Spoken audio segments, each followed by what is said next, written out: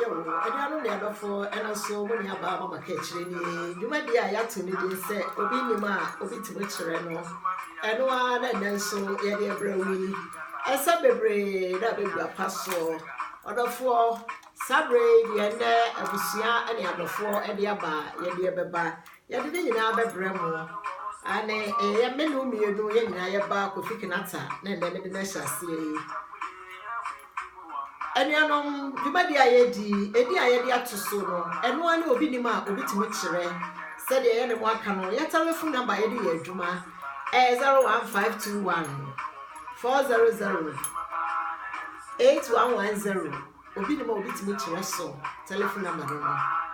And I did menu you ever come home. And you may add the year when I have friend in your mess, some and you. And me papa so for be o belly here papa na frɛ ahyehyɛ ne dwumadie e dia ma yɛn sɛ yɛn so yɛn fa modern roman o yɛ ɔsɔfo pɔn mu a eti na bellyfo ɛdam so aburokyerɛfo nyina ɛda yɛ so yɛwi a besi Ghana so ɛyɛ dia ba asɛm ɛne sɛ papa sɔfo asɛm ɔde ba ani yɛde bebre atoto bi ama sɔfo de sɛbe ɛnyɛ no bɔne mu ayen church ayen na ya tete ye ho me nua no ma Christopher a ye wo aburukyire ha ya papa ya sam ode ba ye e de yie ene ma ye nimu a papa e de aba ene sei na asafo kese e wo dan kese bi mu a sesei e ya memi no mienu nti ya tu asore no afri sa dan ma o makwade foforo me kan sabe Banyansafo ba dwendwemma wode be kwa dwendwenem obehu ba bi asem free odofo de abi no mienu ene ye kan se eye sebe chirin goma jaman fofa ne kawo me eno a yete aso dem a na ehye yanu ye wesa eje tawtaw ama enu nti na asafo yi ba bi omowo ene dede kasa ye wura so dem a ye gina bonten edi nkomo eye sebe niema bi a fatenti no yetu asafi edi free ho ene wunu aba de me na wumienu ye beka ne se woni pa wa hosiesie yade a medika ya ka se ehu hia pa yie ehu hia yie akra yinwumi ensem bebre ne wonwumi mu wase Monday Tuesday Wednesday da bia ye wo club mo aso dem ho so me no wumienu nyina ye wo ho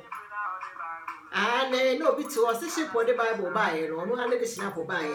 ene de enye no ho na me no mienu ene ye ba beka de me no work ane se wodofo momma ye nhwe ya hosiesie yie ye fra ya ho sebe apremaifo ye ne abie ma me wani abie a enye atade a wo behye enye design bi a ewo ho woni pa wuti nipam se de wo besi atena se de wo besi abie wano akasa eno na sabre o papa osofo pomu a papa we mete ne sokora be sore osofo a won fa bu so obi wona sore mu ana obi ni na sore mu na wo yare pa wotu ana mo be hyewo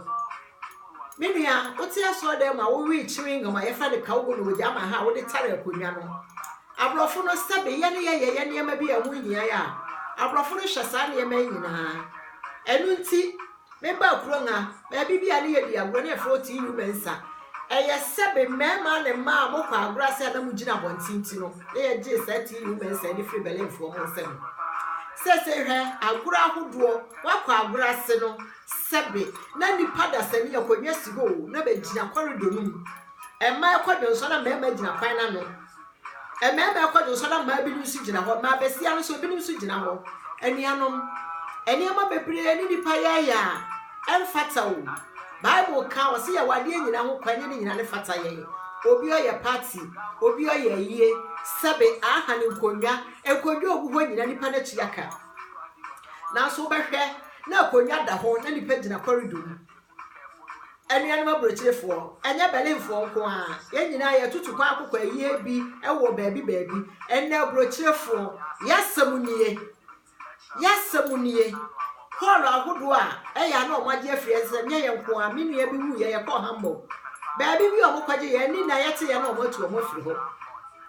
enti sabre nyame mfa saba o we ye de so Awurade de beba me no mienu ye bewu ebi so ane ye ade bi ye ma me bewu ye beji ye ne ye bedi ye birthday e bedru ba bi no na ye pe ba bi po adi agora na ye nya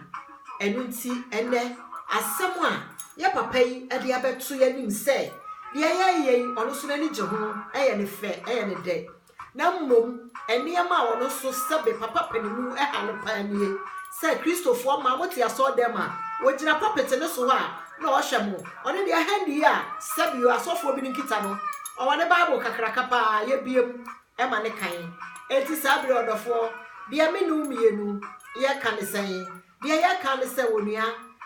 ye mayani enna ho e wo niema bebre ho eniema bebre mo mayani enna ho wo niema bebre ho efisa ye yemfonso bebre hwese me maame bi frɛ me ne baba ya ekɔ asɔre obeji adi sɛ papa be ma panimu a wote akola yi nche sebe handi na o so no oba deja edaso e ma akra no ye basa wo ba fie wo bo na maame amane ye sɛ uncle bi ade sei ade ben adan ne sɛ be ma katachie wote ho na sebe handi ekita wo no sɛ ye na nka sofo wo mie handi so sɛ wo de no ye bible no nko no so oba no kita ne bible a enkanya ne yema sei ne beba papa yesremo ye nuanom a yaje ye ho ato sɛ ye Christopher yesremo moma ye nhye ne yema bi a ekwa emfata ne ye ho frim sɛ de medikan aka no ye nuanom nkramofo be wo ba bi abatosini na so ye Christopher yesini todoso moma ye ntwe ye ho firi ne yema bebre mu na ne yema bebre atosini ewo ya braboma ha adwene eniema bebra to sini wa ya braboma ha adwene ai besremo ti obi ne yi me abo ya ye bada ni gata acheche ye ho awe asemi ba ne sen sabati eti mesra o me no mienu e ma bufo unu ya ba mama ka kire ye de enye ba bia no beti asewuri eye obi nima obi tire kire so eti me de bra o se me nua ma to sini ba bi wa to sini ba bi mo me enyi ye ho mfirim wo do me so me do o nua wo saka wo de sende ma wo nua me ya bru no so ebe yi ama wo na tie nsam aye kan eye futu sem eye nkyerɛkyerɛ eti me no mienu nyina no de ye nyina ya to sini no ya ntwe ho firi ho ya papa sofo asema wo de bra ye nie eti a Christopher ya ti asafo mu ya ti nyame fia ne ya de chewing gum eye ka wo go ma hye ye no ya resa no papa sofo so wodina puppet ne soro ho a wo hu kwa ya fa so wesa ya no enye ye fra ya ho se ye premaifo chese me papa ye ka no ho mete besrew enia omi yenyi ye ho firi ne ba bi wate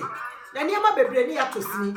te se de ye ka hwa aprofo ye party obako obi ate ho ye nko a ye bibi ye party unu ye nije unu ye di awreho ko abako de Ghana fo ya abochedu na ngonya si ho woni ya mo show da bia mpanyimfo ambeto mabrochi amoka se ti human sade eye da ne ye di ti human safre mo nsam yesra mo kwa agurase a mo ntena se e na abrofo no nkonwa mo ma ye fa chiri no ntetare ho mama ya nya aniema bi asebe bebe kasa Africa fo ene wunu aba mama ka kire de me no mienu ye betenetene ye ho e de afiri ho nie odofo me da wase bebre se wa ya so na wutie wunya asemi ba bia ade se ya ka kire FM so obi nimu a obi timo kire eti nanso de wunu aba me de abra onie ane anyu na twabu studio ha de drum na twahia me wo me maame no me wo me papa no me wo me wofa no me wo me nua no me ma so ka ho ya kyerɛkyerɛ ye ho akwan ne ye beba bia no ye de beba ma ye do fo mo tie ye srɛ mo me tia balimfo nyina me tia me krodomafo nyina odofo wo a wo benya asɛm bia tie bia me tia obi aga na fo nyina ye de kakra akukọ benu nsuo se de baka no ekwa widi anoma no no ane enye ba bia anoma temfo mama sma wo kwase foru amanfo ase January esikonoma no ma mpaibo mu yede abrecha brabo no yenim se na fam ti yesra busua yesra dofo se mu nyina mo fa mpaibo enta ye chi me da masi bebre enenso de wosofo pon e de bra yen a ye de bra mu nie minua number no e ma remfi 01521400811 Odi afa wasam no opa ye no audio open so a tro eno ane say wa address no ka kire FM obi ni mu a obi tim kire unya ye baby abenya YouTube yi so meda say